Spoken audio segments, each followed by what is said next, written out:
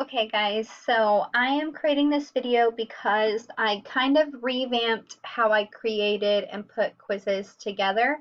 I played around with Google Forms a little bit and hopefully no one will have any issues going forward with taking quizzes. I'm trying to make it a little more user friendly. So first off, I see this quiz, the Hatchet quiz. No one is going to have this. I just created it for this example, so I'm going to go ahead and click on it. I'm going to click on View Assignment. It gives me instructions right here. It says click on the quiz below and answer the questions in a complete sentence. I'm going to click on that.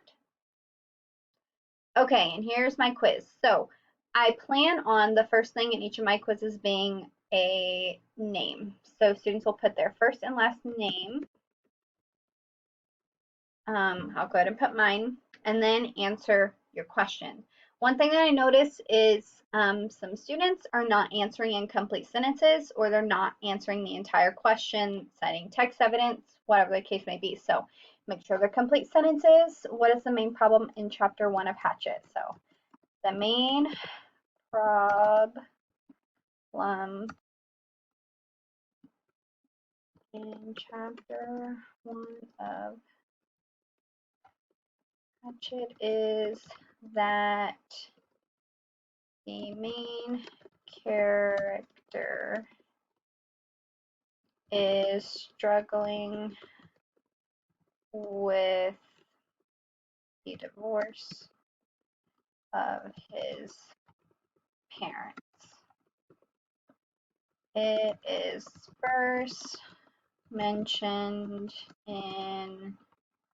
on page 3 of chapter 1. For example, it says, I'm going to put dot, dot, dot. I'm not going to finish that. You get my point. So the quiz is done. I have everything filled in. I'm going to press submit. And it says response submitted and assignment marked as done. So you can click open assignment. Sometimes I've noticed it won't give you this page. Sometimes it will. So you can, oh, I'm going to go back to classes. Actually, I'm going to go back here. Sometimes it's not going to be marked as done automatically, so you have to come and click the little button right here that says mark as done. You see it was a little delayed. It says it's turned in now. So sometimes you might have to go and click that button that says marked as done so I can see that it's done and I can give you a grade. Otherwise, I kind of have to match up names in Google Forms.